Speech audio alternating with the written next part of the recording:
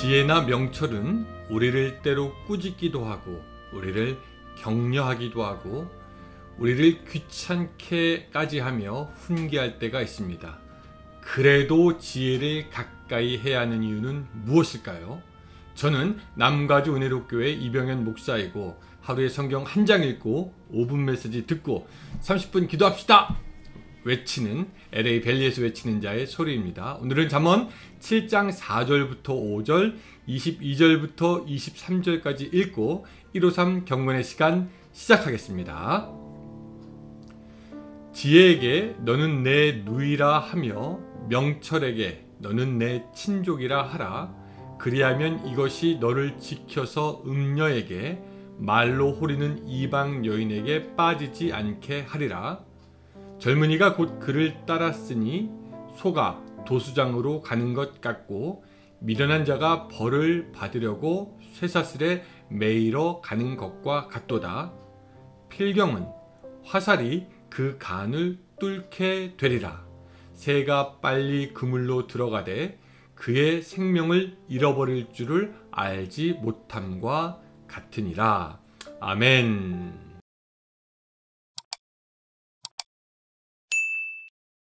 제가 예전에 살았던 집은 이 숲속에 있었습니다.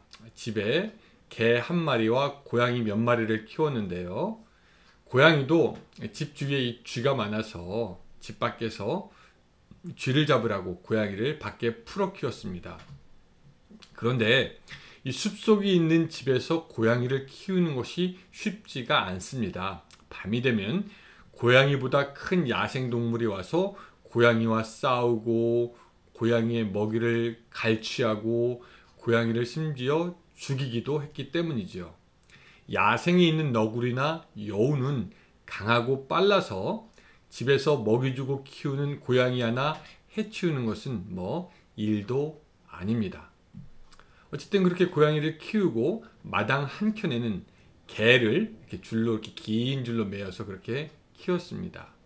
그 개는 덩치도 크고 야생동물이 그를 함부로 하지 못할 뿐만 아니라 이 개가 같이 산책을 나가면은 어떤 동물을 보잖아요. 야생동물을 보면 막 쫓아가 가지고 사냥을 하여 막 잡습니다. 재밌는 거는 집에 개와 고양이들의 사이가 별로 좋지는 않았습니다. 물론 어떤 고양이들은 그 개와 사이가 좋긴 했지만요. 그런데 재밌는 거는 약한 고양이가 밤을 안전하게 나는 법은 아이러니하게 개에게 가까이 가는 것이었습니다. 개가 줄에 이렇게 딱 묶여 있으니까요. 개랑 가까이 간다고 개에게 물릴 일은 없지요. 그렇죠? 근데 이제 개 곁에 있으면 뭐가 좋냐? 야생동물이 오지 못하니까 그 밤을 상대적으로 굉장히 안전하게 보낼 수 있다는 거죠. 그러나 개가 별로 마음에 안 든다고 멀리 떨어지면은 야생 동물들에게 당하게 됩니다. 그러니까 고양이는 개가 비록 싫어도 개 주위에 있는 것이 안전합니다. 사람들은 지혜와 명철에 대해서 사실 그것을 별로 그렇게 막 좋아하지 않습니다. 그 이유는 지혜와 명철이 자신을 제한하기도 하고 못하는 것도 있기 때문이고 또 지혜대로 하면은 내가 마음대로 하고 싶은데 힘들어지기도 하고 지혜가 있는 사람은 깊이 생각해야 되고 또한 자제하기도 하고 또한 무엇을 멀리하기도 하고 조심하고 주의해야 되기 때문에 지혜와 명철이 때로는 우리가 이거 좀 귀찮다라고 생각될 때도 있습니다. 또 지혜와 명철은요 때로 우리에게 강하게 막 경고를 줍니다. 하면 안 돼. 또 지혜와 명철은 나 자신의 욕심을 누르려고 합니다. 그러니까 지혜를 멀리하고 싶어하는 사람들도 있습니다. 그런데 그 지혜를 따라 함께 살아가는 것이 사실은 잘 살아갈 수 있는 방법입니다. 여러분, 잘 살아가는 것은 자기가 하고 싶은 모든 육체의 욕망을 따라하는 것이 아니라 지혜를 따라서 스스로 삼가하고 조심하는 것이 잘 사는 것입니다. 삼가하고 조심하는 것이요. 마치 고양이들이 개가 마음에 들지 않아도 개 옆에서 밤을 지내는 것이 차라리 안전한 것처럼 말이죠. 개를 가까이 하면 개가 고양이를 지킵니다. 오늘 본문을 이런 식으로 해석하면 금방 풀리게 됩니다. 본문 4절과 5절은 이렇게 이야기하고 있죠.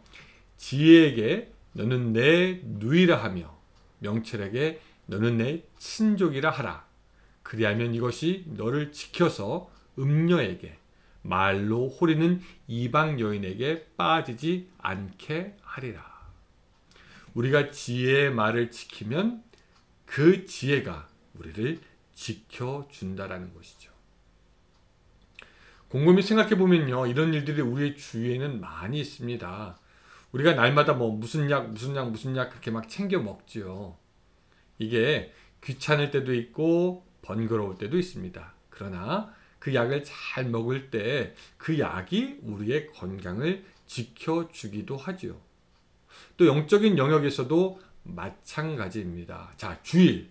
여러분, 우리가 주일을 지킨다라고 합니다. 그래서 주일성수라는 말을 쓰기도 하죠. 그런데 사실은요, 우리가 주일을 지킬 때 주일이 우리를 지켜줍니다. 우리가 하나님 앞에 주일마다 나아갈 때 우리들의 복잡했던 삶은 다시 리셋이 되고 방향을 찾게 되고 우리의 삶은 안식을 취하게 되고 충전하게 되니까 우리가 주일을 지키는 것이 아니라 사실 주일이 우리를 지키는 것이죠. 그래서 지혜가 있는 사람은 주일에 자기의 일을 못하는 것이 불만이 아니라 주일이 자기를 지킬 수 있도록 주일을 지킵니다. 이것이 지혜입니다. 지혜를 가까이 하지 못하고 지키지 못하는 사람들의 결말이 어떻게 되느냐? 오늘 본문 22절과 23절에서는요, 굉장히 섬뜩하게 표현이 되고 있습니다. 젊은이가 곧 그를 따랐으나 그는 지혜가 아니라 음녀입니다. 소가 도수장으로 가는 것 같고 미련한 자가 벌을 받으려고 쇠사슬에 매이러 가는 것과 같도다. 필경은 화살이 그 간을 뚫게 되리라. 새가 빨리 그물로 들어가되 그의 생명을 잃어버릴 줄을 알지 못함과 같으니라. 자, 여러분, 이제 선택의 문제가 여러분들에게 남았습니다. 지혜를 따름으로 지혜가 여러분들을 지키게 하시겠습니까? 아니면은 지혜를 멀리하여 지혜가 여러분들로 하여금 그저 내버려두게 하시겠습니까? 지혜의 길 힘들기도 하고 피곤하기도 할 겁니다. 그런데 그렇다고 해서 지혜를 버리는 것이 아니라 지혜의 편에서 지혜와 함께 안전하게 거함으로 기쁨 가운데 승리하는 여러분들의 삶이 되기를 주님의 이름으로 축원합니다. 기도하겠습니다. 하나님, 오늘 우리들의 삶이 지혜와 항상 가까이 하는 삶이 될 수 있도록 도와주시고 그 지혜가 우리를 지키는, 그래서 우리가 기쁨 가운데 마무리할 수 있는 오늘 하루가 될 수 있도록 도와주시옵소서. 예수님의 이름으로 기도드리옵나이다. 아멘. 네, 감사합니다. 여러분, 오늘도 좋은 하루 되세요. 안녕히 계세요.